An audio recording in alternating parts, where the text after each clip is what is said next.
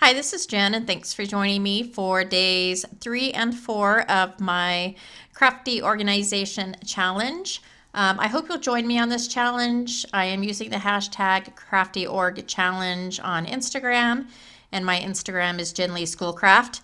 If you are interested in learning how I'm doing this, and the ways that I think that are going to help me be successful, I'll leave a link below to my first video where I have my 7 steps to success.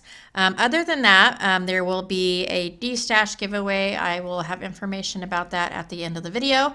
But today's video is days 3 and 4. I did start yesterday. I finished today. And this is going to be sequins and shaker mix. So first up is the before portion. I had all of these in, and I just recently put these in the store. I had all of these in the top drawer of my, I have like a cabinet. So this is one of the Doris sequin holders. It comes with all those little tiny boxes. And I have 2 of these, and I wanted to put both of them in this drawer side by side, but they wouldn't fit. So I have a lot of overflow in other areas of the drawer. And then I have these as Craftwork Cards Candy. They're just like little paper punch outs, I guess. And then this bin right here has all of my overflow. So everything that won't fit in those little containers is in this overflow bin.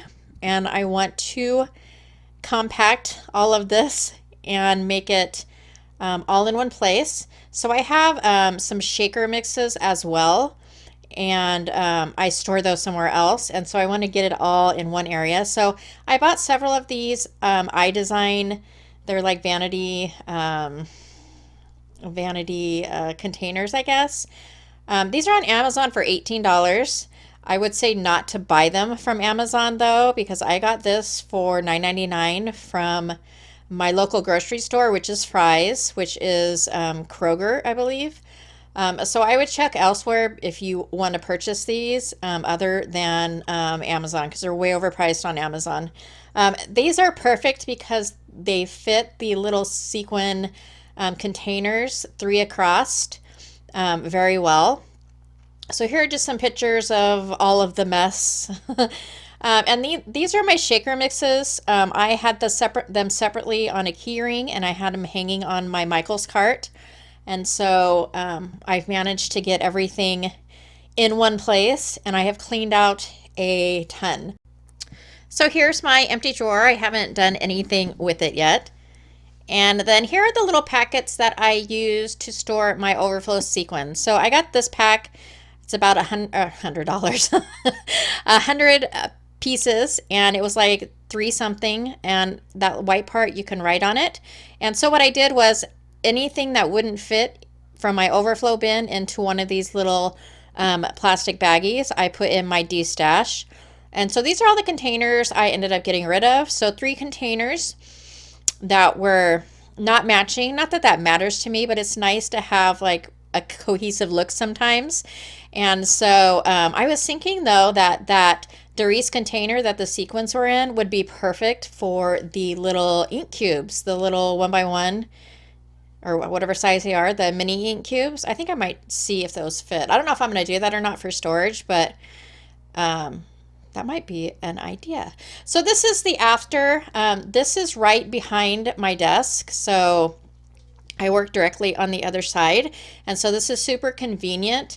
And I just love, especially the clear containers. It just makes it look so nice. And I love that I could just I could just pull the drawers out and see what's there. I absolutely love it. It is just, I was so happy when I completed this. So here are my sparklets, and they're in different containers because the sequin containers from Doris are so tiny they wouldn't fit all these. These little boxes came from actually Harbor Freight. They have and this is how I used to store my sequins, is in these little plastic containers, and it comes in a box. So if you're interested in that, that's another way to store your sequins. They come in, they're like 3 something a piece, and I think there's 24 containers in it. So here's my Queen & Co stuff, and then right here is my overflow bin now. Except for these are called eye candy. I got them from a garage sale, And all I did was I fit whatever I could in the packets, and then the rest is in my D-stash. I don't know whether I'm going to keep these or not, and so I just have them in there, and then in 6 months when I go through it again, if I haven't used them, I will probably go ahead and get rid of them at that point, but I don't want to yet because I'm not ready. So this is one of the bags of my overflow. And if you buy the 28 Lilac Lane sequins, it comes in a pretty big bag. And so there's a ton left over, or if you buy the little round 10s, there's a ton of sequins in those. And those little containers, the Doris sequin containers, are very small, and so they don't fit a whole lot. So this is all of my overflow that I decided to keep, and it's kind of tight, which is why I had to put the drawer on the top instead of the bottom, is because it is pretty full, but I just love the way it looks. I'm super excited that that's cleaned up. In total, this project probably took me, I was only able to spend about a half an hour yesterday, and I think I spent about 2 hours doing this today. So a decent amount of time, but the end result is awesome. I just love it, and I can't say enough about these little containers. I'm sure they have them elsewhere. I think the dollar store used to carry like single containers that were drawers. I don't know the width of those, but these I believe are 6 by 5 by 6 by 5 by 6 by 5. Here are just some still shots of everything. I'm just so happy. I can't even stand it. And then so these are my giveaway D-stash items, and there's a lot. So all of this will be given away. The only thing that I'm not going to give away is the Doris containers. So I will be putting like everything that's in one of those little Doris containers, I will put in a little baggie because I do have the other tray for Doris, and I wanted to keep that together. But I have two of the Queen & Co. Gems that I had duplicates of, and then just a lot of overflow stuff, like a lot of extra.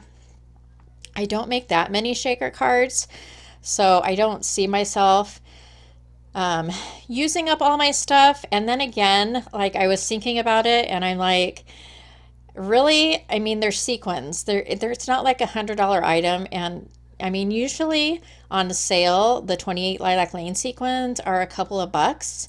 So I was so concerned about like, what if I'm going to need that? What if I'm going to use it? And then I was like, well, Jen, they're not that expensive. I mean, Michaels has them. Just about everybody has sequins, and they're fairly inexpensive.